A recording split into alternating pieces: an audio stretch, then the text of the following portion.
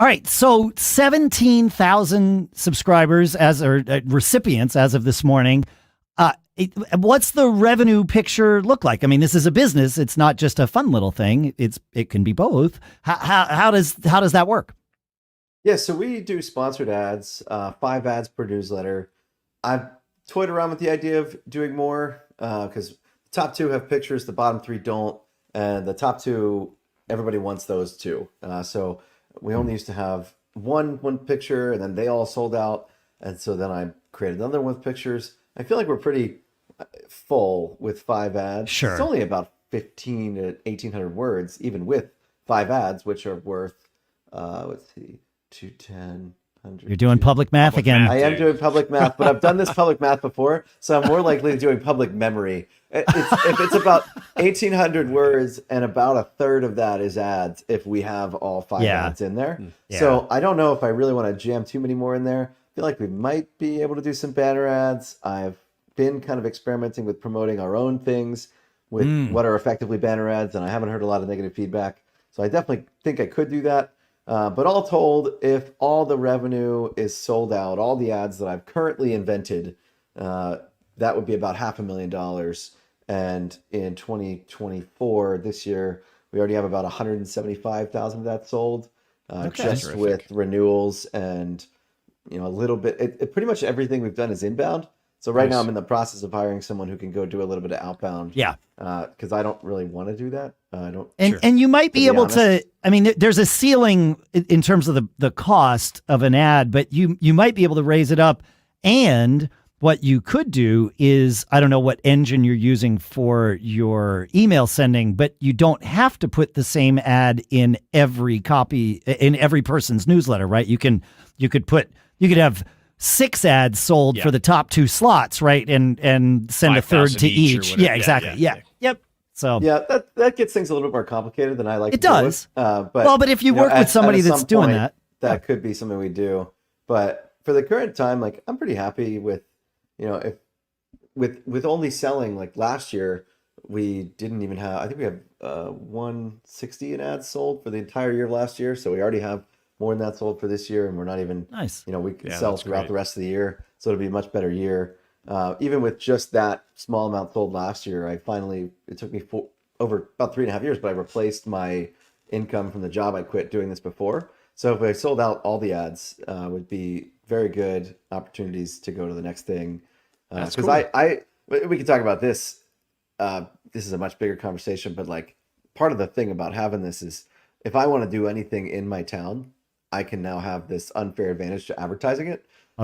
There's 2 businesses that I'm thinking about. Well, one that I'm thinking about starting with a friend, one that we're looking to buy with a friend. And, I will have the marketing for that just kind of built in.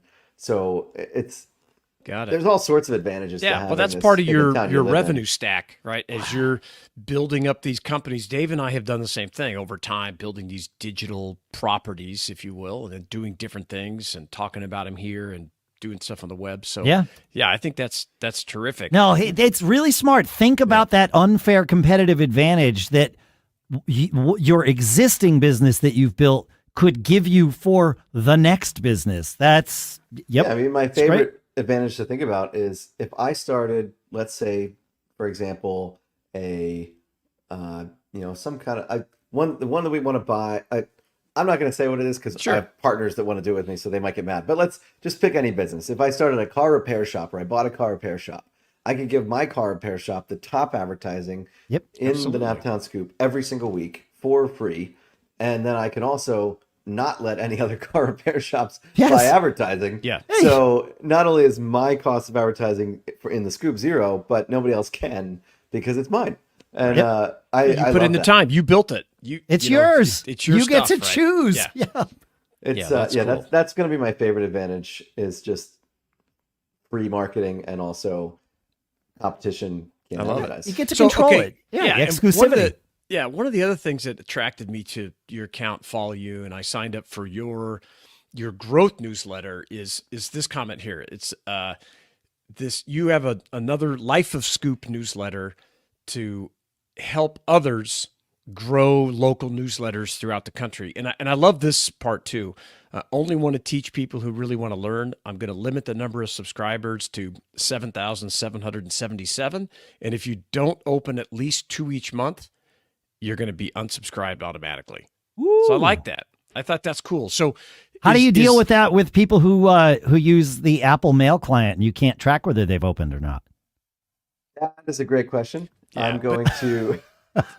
It doesn't matter. You said it, to me. It's I'm going to figure that said. out. I don't know. Yeah. All right. Yeah. I'm a nerd. I ask these. Yeah. You know. No, it doesn't matter. As soon as I said that, someone asked that, and I was like, "Shit, I haven't thought about that." It doesn't matter. Yeah. No, the statement is the more important part. This you're concept right, Shannon. of you're totally of right. Scarcity and like, look, your time Yes. and your knowledge is valuable. So I'm not just going to stick it out there for everybody. Yeah, it's free, and I'll help you, and you see where it goes. Is that still your plan, that you want to help other people grow and build local newsletters for their town, their city?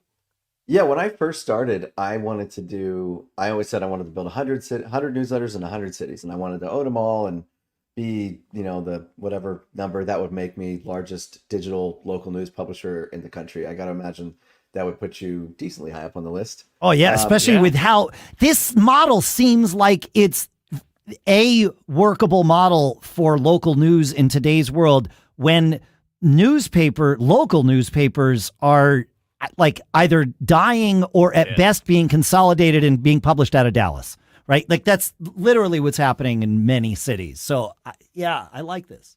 Yeah, so I thought that in the beginning, and then I always take like 2 weeks off at the end of the year around Christmas to really think about how the last year went and the next year is going to go. And I realized this year, I was like, I don't want to do that anymore. That seems damn near impossible. I don't know how to run 100 businesses at the same time. At the time, I'm 26. Today's my 27th birthday. Hey, happy birthday. Happy birthday. Thank you. So I'm like, I don't know how to do that. So I'm going to go do something. I'll keep doing this, but then I'll go figure out something else. And then over the next month, I kind of learned, you know what? I thought about selling the Naptown Scoop, and I decided not to. And I was like, I'm going to keep it. I'm going to teach other people how to do it while I figure out what the next thing is. And I kind of have an idea of what the next business is, but it's probably like 3 years away. It's a big swing. It's the kind of business that either goes to 100 million or it fails. And I think that sounds fun, but I want to have something that's a little bit more secure before I try that. And so now I'm like, I'm going to help people do it. You can make money helping people do it. But then also, as I help people, I'll find some people that I really like and they live in the right city to do it, and I'll partner with them. And then I still will get to have a couple of these around the country, maybe not 100, but I've already got 2 people that I'm really excited about partnering with. One I actually met last weekend. Nice. I didn't meet them for the first time. I met them because I want to partner with them. Yeah. So I'm going to do that. And I have another phone call with somebody I want to partner with early next week. If that goes well, then I'll fly out and meet him and still have a couple of these things that I'm a partner in or own a majority of. But the real plan is now, instead of owning 100 around the country, it's helping 1,000 people do it. Yep. I love it. And we'll have links in the show notes at businessbrain.show. So if you're listening to this, come up there, click in. You can get connected with Ryan up on Twitter or X.